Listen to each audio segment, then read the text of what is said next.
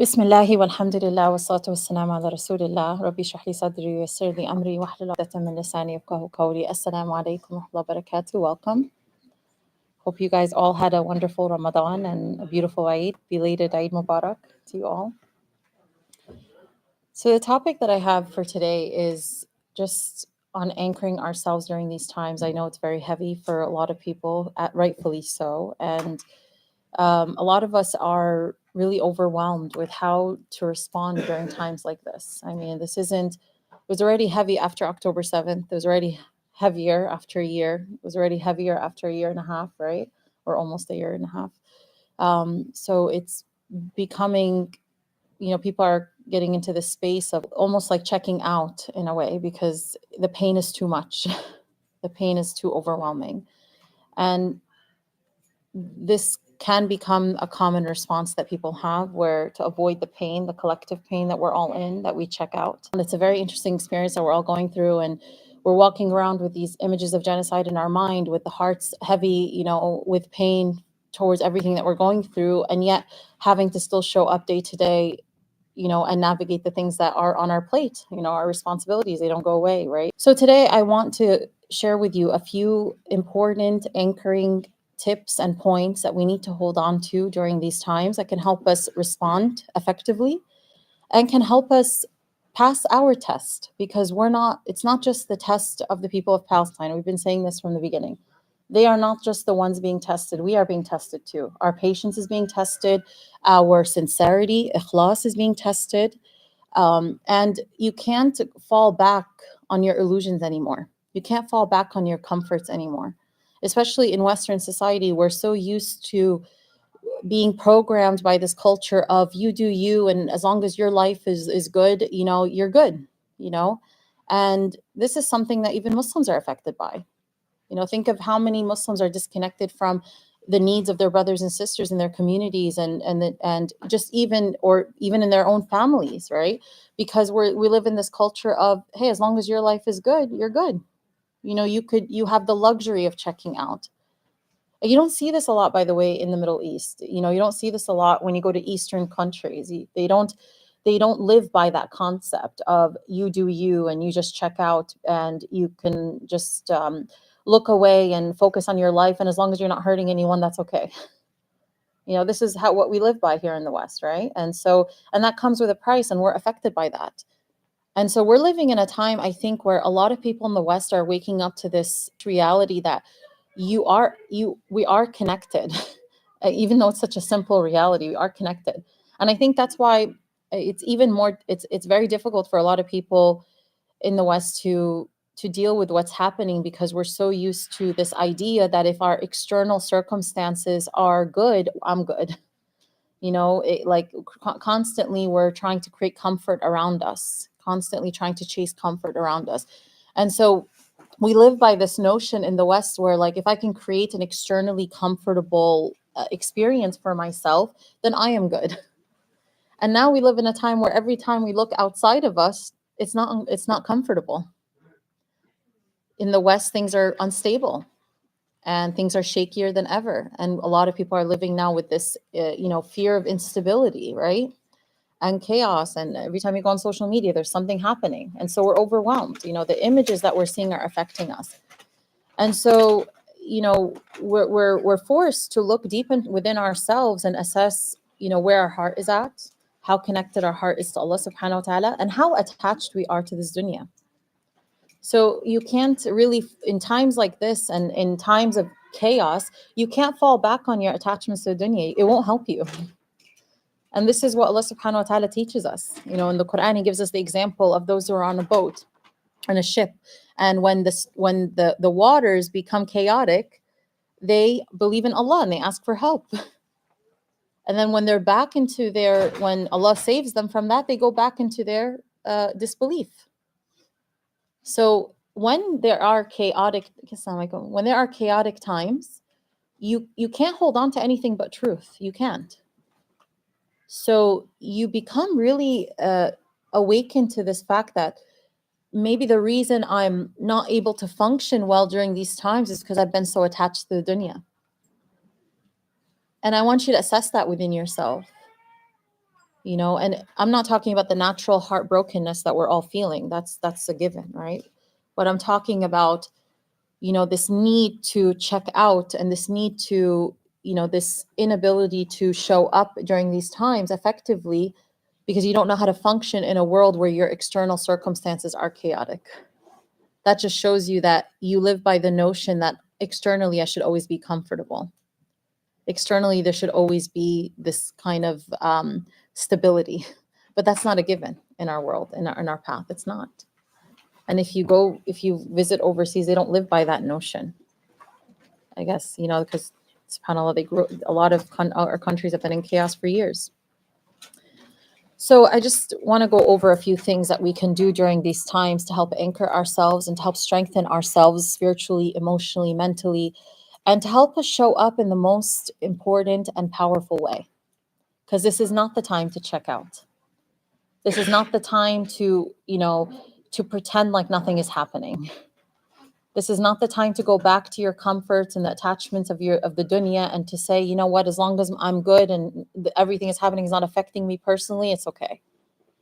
We talk a lot about white privilege in our society today, and which is a very real thing. But what we don't talk about also is our own privilege, the privilege to check out, the luxury that a lot of us have to check out, to just turn off our phones or to log out or to say, you know what, I'm going to just not, look at any of these things, for a while. And I'm not saying you should always be on social media. I really genuinely believe our brains are not designed to absorb all of these videos and images of the most horrific things while being in comfort. I feel that's a very unsettling experience that I don't think our brains were designed for.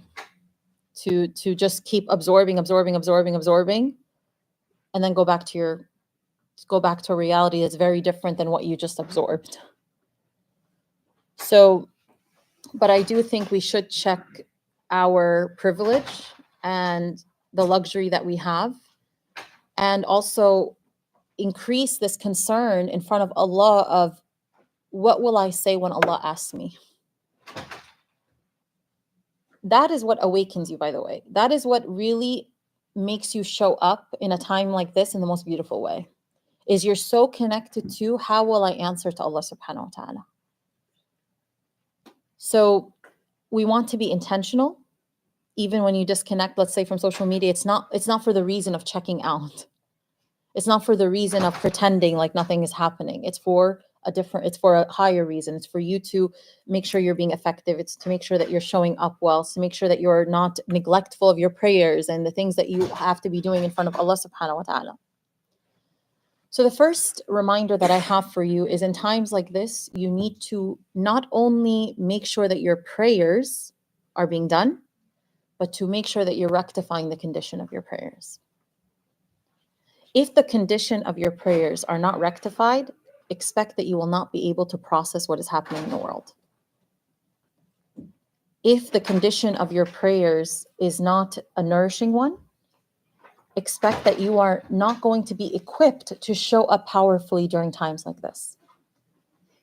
Our prayers are not just a source of strength, a source of receiving what you need from Allah subhanahu wa ta'ala, but they're also a source of comfort. It's what replenishes you. It's what nourishes you. It's what equips you. It's what helps you process what you witness in the world.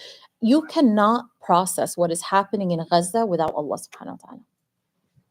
You cannot process anything in this dunya while being cut off, basically cutting the very sila, Allah subhanahu wa ta'ala, the very link that Allah subhanahu wa ta'ala gave you to stay connected to Him so that you could receive what you need to thrive in this world, and that is prayer.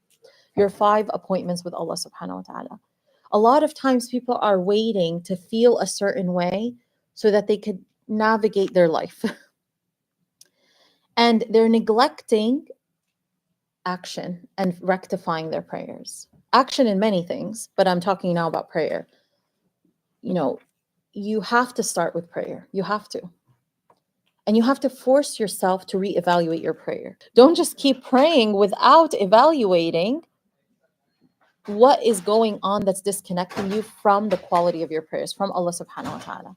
What I mean by that is that if you feel like and it's becoming clear to you that you are not being nourished, that you are praying and you're disconnected, you're not present with Allah subhanahu wa ta'ala, you're just going through the motions, and it's become an exercise for you where you check it off, and it's become clear to you that this has been happening for days or weeks or months, don't just let it be a realization.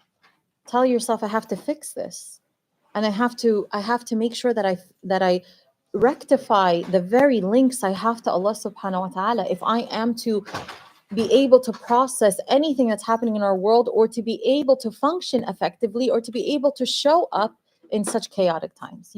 You know, and the thing is that people unfortunately wait until months and years have passed of this to actually start doing the work, when it becomes so heavy to rectify your prayers. So if you notice, even like in a day, for example, evaluate your prayers at the end of the day. Evaluate your prayers at the end of every prayer, but at the end of the day, say, how many prayers did I actually were nourishing? How many prayers was I actually present with Allah subhanahu wa ta'ala? How many prayers did I actually walk away replenished and ready to take on the dunya and what Allah subhanahu wa ta'ala has put in front of me? But if at the end of the day you feel like you can't even remember your prayers, number one, you did them but you can't remember them. That means you can't even remember the quality of them. And you just were going through the motions, that's a problem. And so you always want to be on alert for losing the quality of your prayers. Because if that goes, everything else goes. If your presence in prayer goes, your presence with everything else will go. If the quality of your prayers are diminished, the quality of everything else you do becomes diminished, and vice versa. If your presence with Allah in your prayers increases and improves, you will find that you become more present with everything else in your life and the people in your life. But if you are not present with Allah subhanahu wa ta'ala, you will find that it's very hard for you to be present with everything else. You know, so one of the fastest ways that you can increase your presence with Allah is to have reverence for Allah when you are in prayer, before you enter prayer and in your prayer. Reverence is this awe, this respect, this humbleness, this humility that you have in front of Allah as you're praying. And if you can't understand, sometimes it's hard to like conceptualize this, right? What does that mean?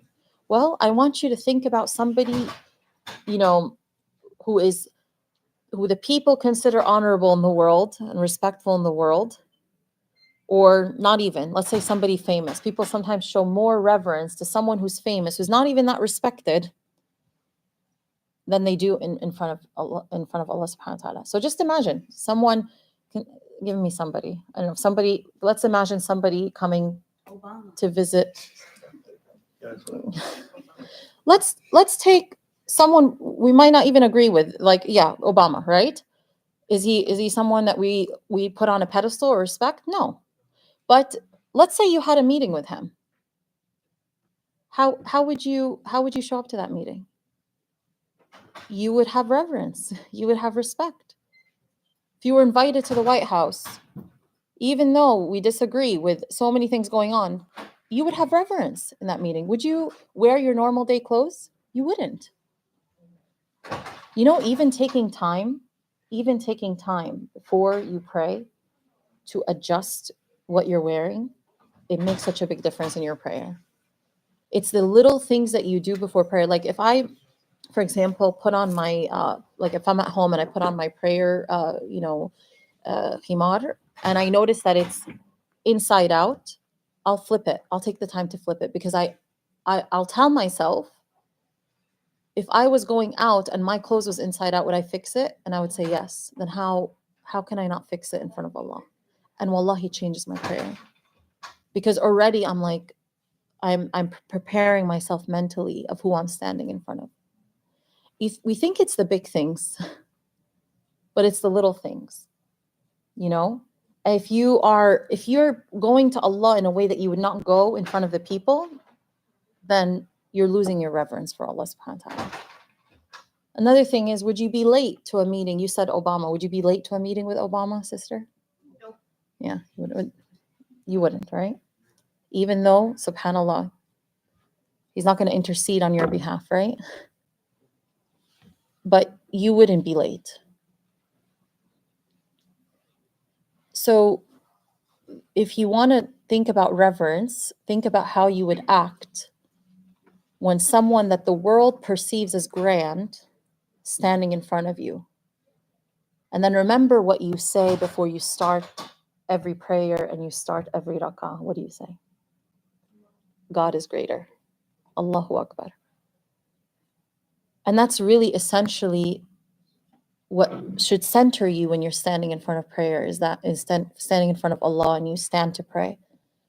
Is that whatever my concerns, whatever I'm leaving, whatever I'm detaching from in this moment to stand in front of Allah subhanahu wa ta'ala, whatever's bothering me, whatever's concerning me, right? Whoever I think has power in this world, when I just got off, let's say, social media, and you're thinking about all these things that are happening and the people who are abusing their power, and you stand in front of Allah and you remember who is greater. And you remember who is more powerful. And then you humble yourself in front of Allah subhanahu wa ta'ala.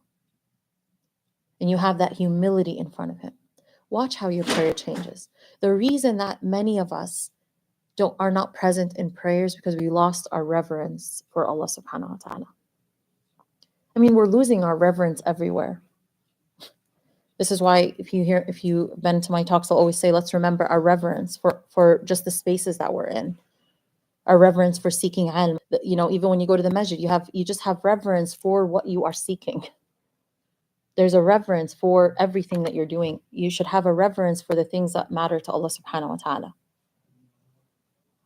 So like I always remind you guys to renew your intentions when you come into any space. This is a way that you show reverence, by sitting up, by making sure you're not just like, chilling at the beach here, These are things we have lost. The etiquette that we should have in classes, in any learning space, in the masjid. We're losing these things.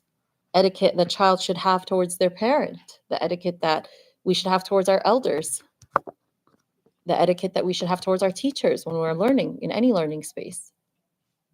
We're losing these things because we lost our reverence, we lost our humility, we lost our etiquette.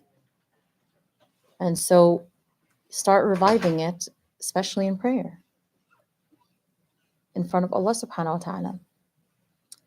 Start longing for prayer. Long for prayer. Like even now, I want you to think about, I long for my next appointment with Allah subhanahu wa ta'ala. Just even saying that to yourself will shift your heart. I long for my next appointment with Allah subhanahu wa ta'ala.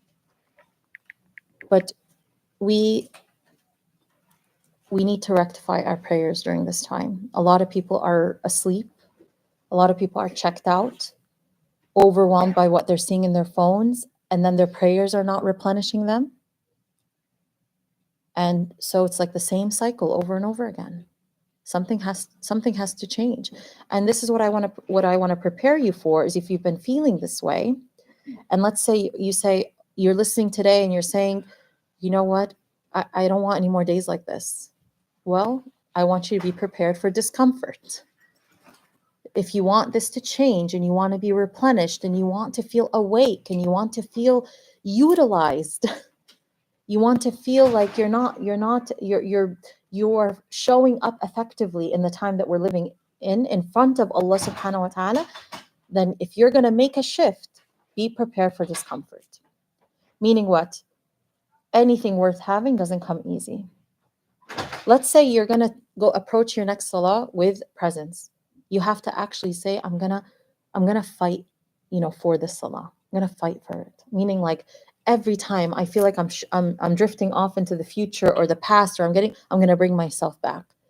I'm going to fight. I'm not going to just succumb to my mind and succumb to my thoughts and succumb to my distractions in this prayer. So you have to be intentional. You have to force yourself to wake up. You cannot wait to feel a certain way for you to do what you need to do. So many times, I cannot begin to tell you how so many people in our times are programmed with this notion that I need to feel a certain way before I can show up and fix the things I need to fix in my life. This is so wrong. Like for example, we people will tell me, I've been procrastinating. Can you please tell me what I need to do so like I don't feel this way so I could not procrastinate. And I always say, if you don't want to feel this way, you have to stop procrastinating. It's literally, we literally believe that I have to feel a certain way so I could stop procrastinating. But guess what? The second you just tackle one thing on your to-do list, you feel differently. Even if it's the smallest item on your to-do list, you are shifted. Isn't that true? So what does that tell you? Your behaviors give you a return emotionally. It's not always, yes, of course, Allah subhanahu wa ta'ala, at times, He gives you motivation. He inspires you. You come to a class, you feel inspired. And this is why I always say, if you learn anything and you feel inspired, or you meet someone during the day and they affect your heart in a positive direction, or you feel like your heart shifted throughout the day for whatever reason, and if you don't follow that inspiration, that motivation, that positive feeling with a positive action, you will lose the gift that Allah gave you. You did not maximize on the gift Allah gave you. And this happens. How many times have you watched a lecture and you felt so good after? So many times, right? Only to let it pass and you do nothing with it. Only to find yourself stuck again and feeling like, how am I going to change? How am I going to fix my prayers? How am I going to not procrastinate? And then you get overwhelmed again. You know why? Because you let that dopamine rush go to waste. You see, every time you learn something new, your brain releases dopamine, that feel-good hormone. But if you don't follow it with action, you have let that dopamine rush go to waste. And then excessive dopamine production that isn't followed by action leads to people who don't grow, who are stuck mentally, emotionally, spiritually. And this is what's happening in our world. Excessive dopamine, no action. So give me something else to learn. Give me something new. Give me a new feeling so I could show up, but then there's no showing up. So we are worshiping our emotions in the times we live in. We're waiting to constantly feel something to do. The hardest part, but the people who truly grow in this world are the people who force themselves to do what they need to do regardless of how they feel. Don't wait. And wallahi, shaitan will make it feel like the hardest thing in the world, the heaviest thing in the world. But once you take an action towards Allah, a step towards Allah, Allah helps you. And He helps you carry that weight. And you're like, okay, it's not as hard as I thought it was. I always give this example, I hike a lot, and subhanAllah, one of the things that I learned is that when you are far away from a hill, the hill seems so steep. And it's unbelievable, actually. It almost feels like magic. As you approach this hill, you're like, how is it not that steep? How does it feel like it's not that high anymore? Right? But when you're far, it looks so high. It looks so overwhelming. It looks impossible that you would reach the top. But you just take it step by step and you enjoy the journey and you enjoy the way there, and you find that it looks lower and lower as you are climbing it. This is how Allah subhanahu wa ta'ala is with us. You walk towards Him, and what you thought was impossible becomes possible. You ask Him for help, and what you thought you couldn't overcome, you are able to overcome. But it's not in the ways that you imagine. It's not in these big moments. It's in these little gifts that He gives you. These little moments where you shift, where you do something that you haven't been able to do, where you fight your nafs. So do not wait to feel something to show up to your life. Do not wait. Do not wait to feel what you need to feel to rectify your prayer. Start with the next prayer that we have. Start with the next appointment that you have with Allah subhanahu wa ta'ala. The second thing that I have as a reminder, and I won't go too much into this because I've mentioned it before several in recent halakas, which is anchor yourself in Allah's words. You cannot process what's happening in the world while being disconnected from Allah's words.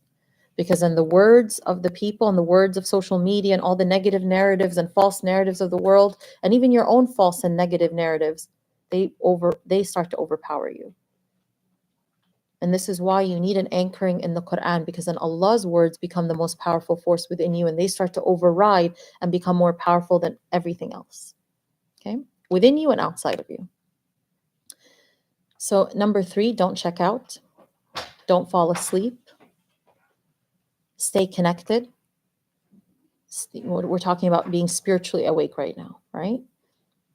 And what is being spiritually awake? Is that you are connected to what is happening. You're connected to what you're doing. You're connected to your actions. Because think about what is physical sleep. But when you're sleeping, the external doesn't go away, but you're just disconnected from it. That's what sleep is. It's a physical disconnect from your physical world.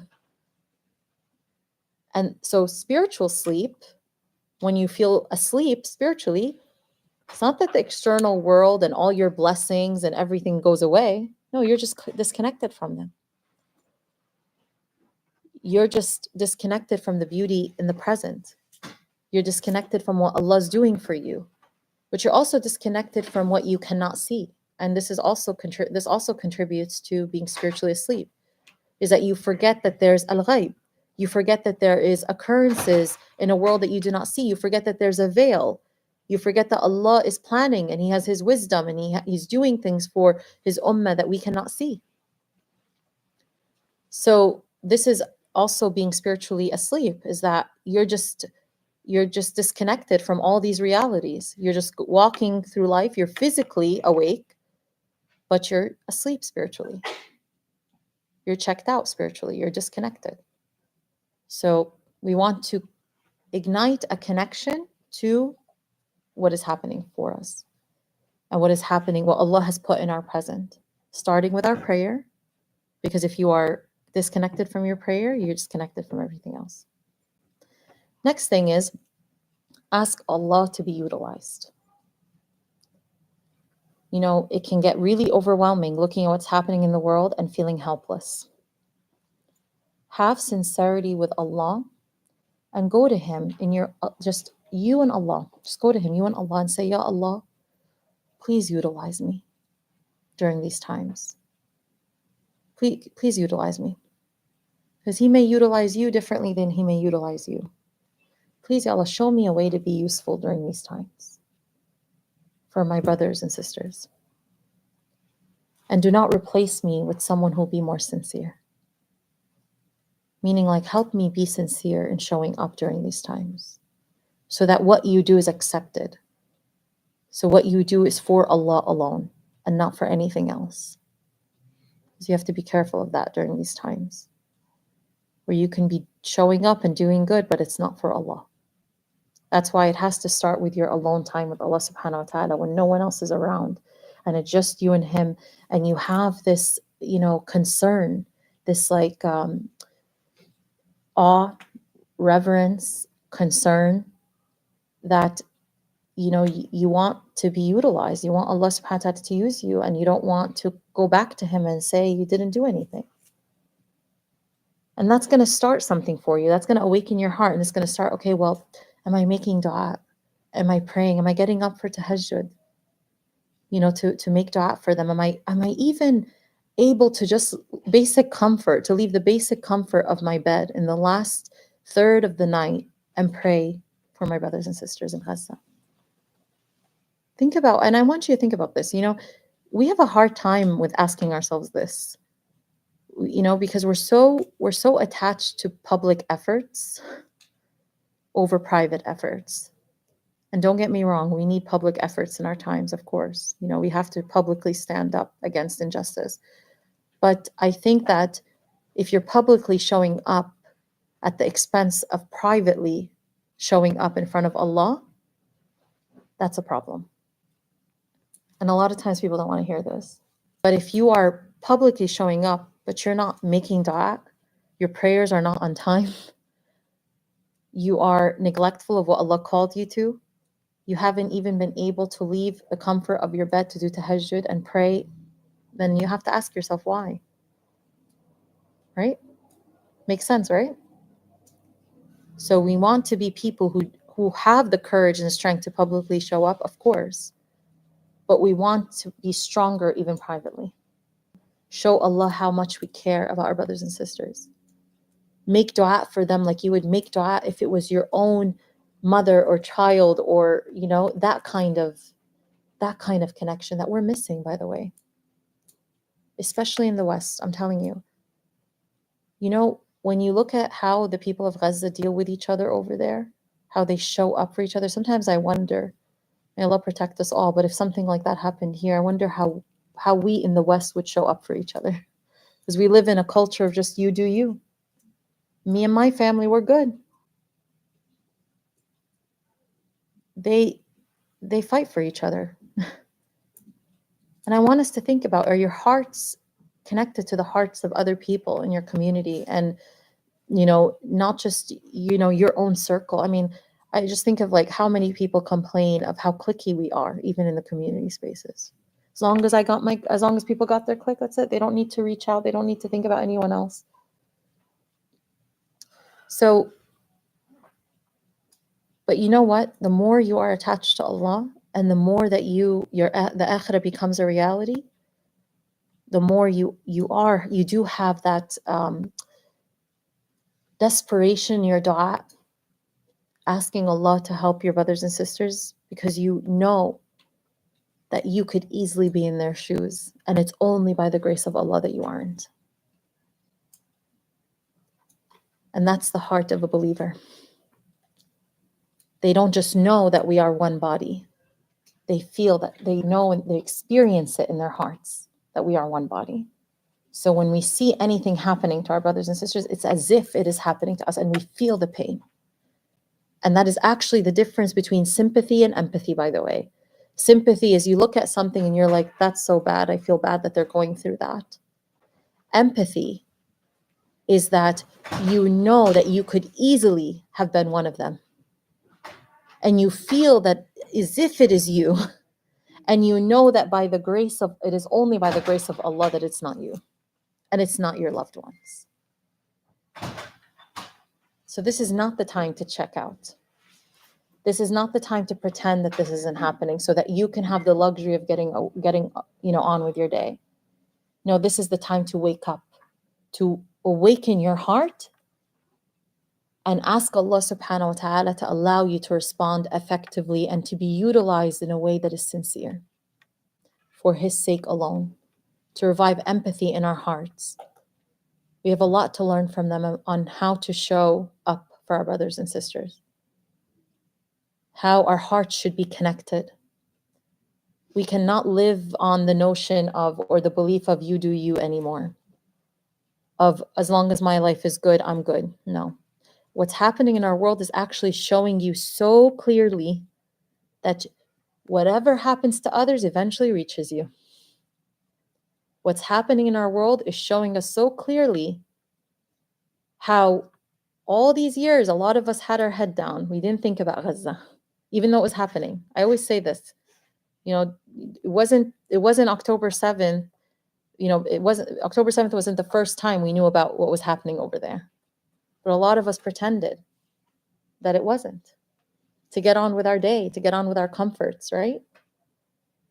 So it's very easy to say, oh, look at what's happening to us in the ummah. It's because of outside forces. And very hard to say, what role did we as an ummah play? And what role did we as Muslims play? And what role did I play? How many times did I make dua for Gaza before October 7th, for example? It's a question we can ask ourselves. Very hard, right? It's the same thing in our own life. When a problem happens, very easy to go outward. Very easy to blame others. Why? Because it protects your ego. It soothes your ego. This is why we say, I always say there's a progression to, disorders. And let's take narcissistic personality disorder. What is their most common tactic? Blaming others. They can never ever say, I did something, ever. So we have to always, as Muslims, look at, Ya Allah, first of all, one thing I like to say is, Ya Allah, please forgive me. Please forgive us, for what's happening in Gaza. Because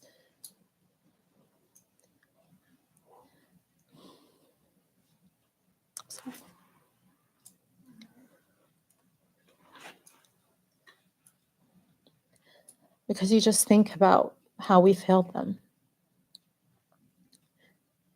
and how weak we are as an ummah right now. And so going to Allah subhanahu wa ta'ala and just saying, Ya Allah, please forgive me, allow me to be sincere, allow me to show up. You're awakening your heart in front of Allah. And you're reviving yourself in front of Allah. And you're saying, you know what, it's time that I detach from this dunya. It's time that I wake up and anchor myself in your truth. It's time that I awaken spiritually. What commands did you ask of me, Allah, that I did not obey yet? What prescriptions did you give me that I am neglecting? That the people of Gaza are upholding more than us. You know, a lot of these doctors that come back from their visits to Gaza, one of the most common things they'll say is that they don't skip their prayers. Like they will care about their prayers even when they are, you know, in the worst conditions. Think about how easy it has become for so many people to give excuses for their prayers while living in comfort.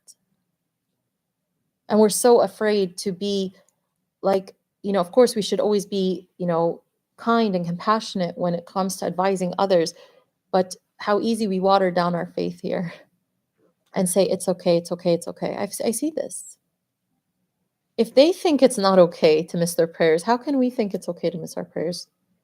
If they have this reverence for their meetings with Allah in that condition, how can we not have reverence for our meetings with Allah every day in the comfort of our homes?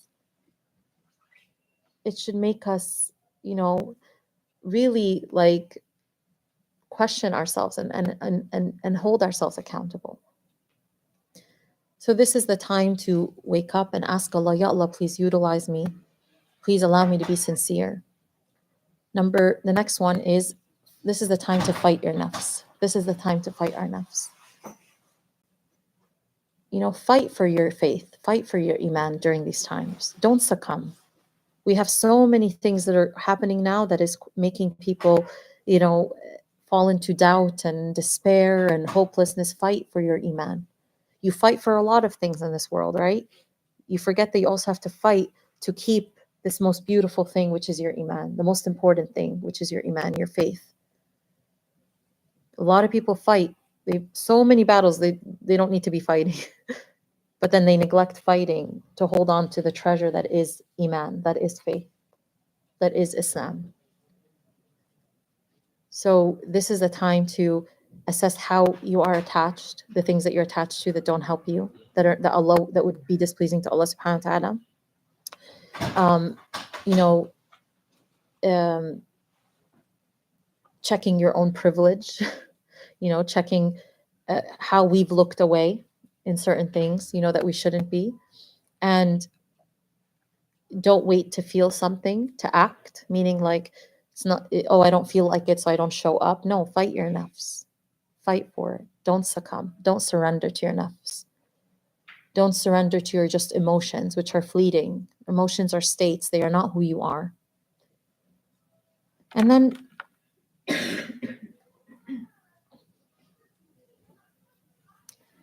then lastly, patience with what is happening in the world. Patience with what is happening in Gaza, with what is happening in the world. The Prophet sallallahu alaihi wasallam, you know, there are so many situations and difficulties that he had to just be patient with. The time when his own ummah, his own brothers and sisters were being starved to death, right? And like, imagine just his pain watching this, that, you know, and not just that they're being starved to death, but also knowing that they're being tested because of a message that like you have responsibility for, you know. Like, think about that. Think about, of course he knows that this is his divine responsibility from Allah subhanahu wa ta'ala, but still, like, he's watching his brothers and sisters who believed in him now face a lot of punishment and consequences, and his patience with that, and his patience with hardship, his patience with not having enough food in his house, sallallahu alaihi wasallam, his patience with suffering, his patience with battles, his patience with people's immaturity and all the things he had to deal with in his own community, right? Patience with hate. patience with people who abused him and his own brothers and sisters and his own family. Talk about Islamophobia. I mean, the worst Islamophobia was at his time, right? So it's not just, so, take this as an individual test with what's happening in Gaza. Can I be patient with Allah as this is happening? Because a lot of people are getting frustrated. When is this going to end? So my life could go back to normal. How are you being patient with Allah? If they are being patient with Allah, how are you being patient with Allah? How can you not be patient with Allah? Yes, we are waking up every day hearing news after news and seeing image after image that are hard to get out of our minds. But this is your test. So remember, how am I showing patience? How am I showing sabrun jameel? Beautiful patience. How am I passing this test? I want Allah, as He's looking at me right now, to see someone who's passing this test, who's looking to grow during this time, who's looking to get closer to Him during this time, who's looking to be utilized during this time, who's looking to be more sincere during this time. Am I passing my test? Well, this is not the time, and I'll end with this, is not the time to check out. This is not the time to live in a bubble and put our head down and be happy as long as our lives are not affected. This is not the time to just be frustrated and just be like, why is this still happening? And obviously, like, there is that frustration. I mean, like, a frustration that is followed by you checking out and not doing anything useful. Remember, you want your emotions, if your emotions, all the pain that we feel right now, if they are not transferred into positive action, dua, prayer, charity, anything that you can do to show up, these emotions will overpower you. If these emotions that you're feeling do not lead you to be closer to Allah subhanahu wa ta'ala, they are not directed in a positive direction, they will overpower you. Just as I mentioned, that dopamine rush. If you get it, make sure you follow it with action. You learn something new, make sure you walk out of this halaqah today and you do something. You actually apply one thing you learned. That's how you become less overwhelmed in your inner space and less overpowered by negative emotions. And this is how you get unstuck spiritually, mentally, and emotionally. May Allah subhanahu wa ta'ala allow us to all pass our tests too during these times. And allow us to also be transformed during these times. So many people, thousands of people are coming to Islam. You see chaos. Look at what Allah's creating out of this chaos. You look around and you're like, what is happening? Why is all this stuff happening in the world? And you realize that it is through chaos that people see truth so clearly. And perhaps it is Allah's love. It's always out of Allah's love that He wants to guide so many people to see the truth.